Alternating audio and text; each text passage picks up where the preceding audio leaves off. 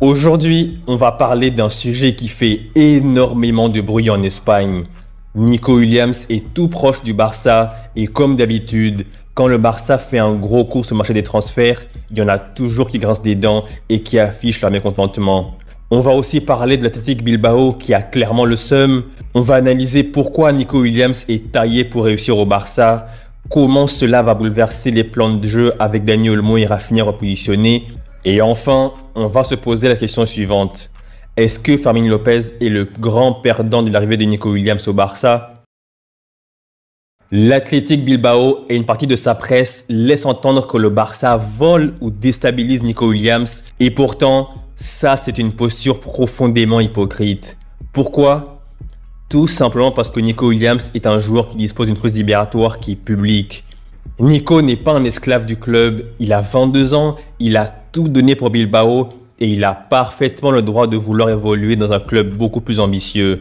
Mais au lieu de respecter ce choix, certains dirigeants ou commentateurs proches du club alimentent une rhétorique quasi victimiste où le Barça est présenté comme un prédateur et Nico comme un jeune joueur manipulé. Et ça franchement, c'est ridicule. En réalité, le Barça offre à Nico un projet plus grand, un projet ambitieux. Nico Williams, en rejoignant le Barça, il rejoint un effectif jeune, compétitif, avec une philosophie de jeu qui colle parfaitement à ses qualités. On parle de la génération dorée de l'Espagne qui est en train de se construire au Barça, tout simplement. Et ce que fait actuellement le Barça, c'est ce que font tous les grands clubs du monde, c'est-à-dire cibler les meilleurs profils compatibles avec sa philosophie de jeu. Nico Williams est jeune, espagnol, formé à Bilbao, il connaît la Liga et il colle parfaitement à la vision d'Hansi Flick. Mais vous savez c'est quoi le plus drôle? Le plus drôle, c'est que si Nico Williams avait signé au Real, Bilbao aurait gardé le silence. Mais, comme c'est le Barça, ils montent sur leurs grands chevaux. Une réaction identitaire, émotionnelle et profondément anti-Barça, comme on l'a souvent vu chez eux. Passons maintenant à l'analyse footballistique. Pourquoi Nico Williams va réussir au Barça? La réponse est simple. Parce qu'il a tout ce qu'il faut et surtout, le système de jeu d'Hansi Flick au Barça est fait pour lui. Déjà physiquement, c'est un monstre. Il a de l'explosivité, de la vitesse, de la puissance sur ses premiers appuis et c'est un profil qui manquait clairement au Barça sur les dernières années. Le Barça avait très clairement besoin d'un ailier gauche de classe mondiale, un ailier percutant, un dribbleur comme Nico Williams. Et depuis très longtemps, on n'a pas eu un tel profil au Barça. On l'a vu à l'Euro. Il est capable de déstabiliser les défenses, de dynamiter des défenses, même contre des blocs bas. Et surtout, Nico, c'est un joueur de grands matchs. Il ne se cache pas lors des grands matchs. Et ça, au Barça, c'est indispensable.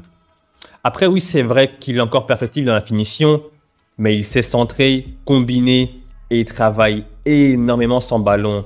Et ça, c'est ce que demande Hansi Flick à tous les joueurs offensifs. Et en termes d'adaptation, d'intégration, Nico Williams n'aura même pas besoin d'entendre d'adaptation au Barça. Pourquoi? Puisqu'il connaît déjà la majorité des joueurs du Barça. Il a joué avec Íñigo Martínez à Bilbao et avec la Roja, il évolue avec Lamine Yamal, son grand pote, avec Pedri, Gavi, Dani Olmo, Fermín, Pau Cubarsí, Eric Garcia et Ferran Torres, sans parler de Baldé avec qui il a une très bonne relation aussi. Par contre, son arrivée va aussi créer une mini-révolution dans le plan de jeu du Barça. Flick l'a déjà dit par le passé, il veut un Barça vertical, rapide, intense. Et avec Nico Williams à gauche, Lamine Yamal à droite, tu as deux flèches. Et du coup, qu'est-ce qu'on fait de Rafinha et Dani Olmo? Eh bien là, c'est très intéressant. Selon la presse catalane, Olmo va être repositionné en faux neuf. Et franchement, selon moi, c'est une très bonne idée. Dani Olmo, comme on le sait tous, c'est un joueur polyvalent. C'est un joueur qui a une capacité à décrocher, à combiner, à créer des espaces pour les ailes. C'est un joueur très intelligent, très mobile. Et dans un style à la Thomas Müller, il peut totalement réussir dans ce rôle hybride. Et Rafinha, lui, il sera positionné en numéro 10, électron libre. Là aussi, ça peut faire mal. Ça peut faire très très très mal. Cette saison, il a montré qu'il pouvait jouer dans l'axe, casser des lignes, frapper de loin. Donc Rafinha en électron libre, selon moi, il va pouvoir permuter, attaquer la surface, se projeter. Et avec Hansi Flick, année en année, il va monter en niveau. C'est mon avis. Peut-être que je me trompe, mais je ne pense pas. Et là, maintenant, il y a la question qui fâche.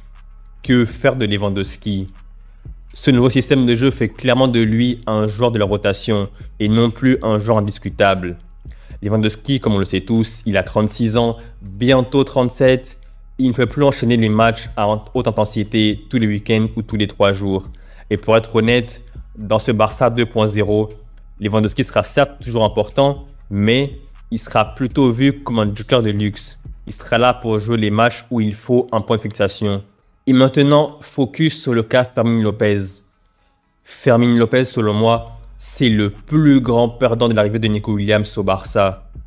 Il a toujours été très très bon et je le trouve même assez sous-coté, mais avec Pedri, Gavi, Dani Olmo, Rafinha et maintenant avec Nico Williams qui va arriver, le secteur offensif du Barça est vraiment très très bouché. Fermín, c'est un milieu très vertical qui aime se projeter. Il peut jouer en relayeur, mais ce n'est pas un meneur de jeu ni un ailier.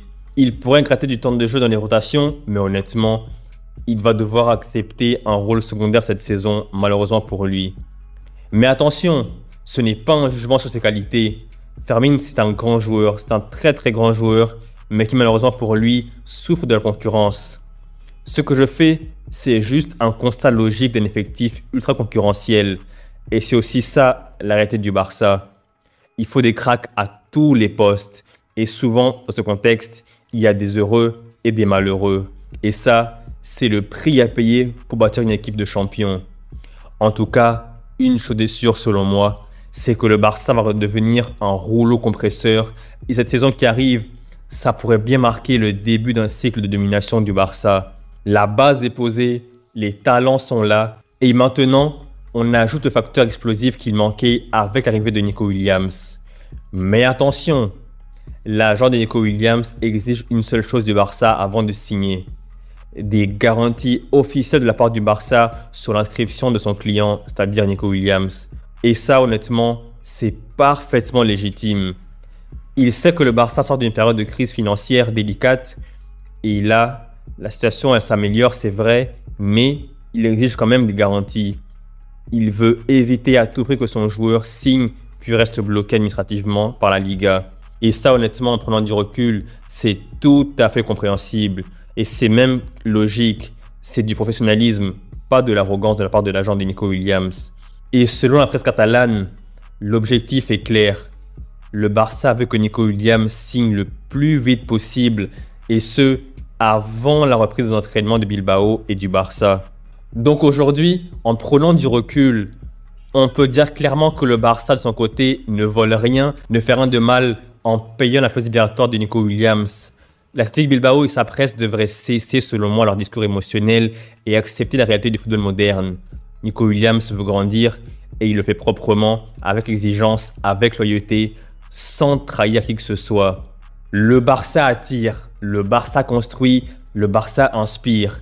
Et c'est justement parce qu'il revient fort, très très fort, qu'il incarne un nouveau cycle avec Hansi Flick sur le banc avec des jeunes cracks que les autres clubs européens s'agacent. C'est ça la simple vérité. Donc voilà, c'est la fin de la vidéo.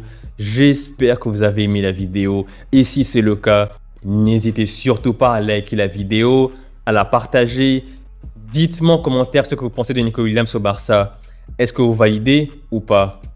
Et que pensez-vous aussi du repositionnement de Rafinha et Dani Olmo? Et surtout, quel avenir pour Fermín selon vous au Barça?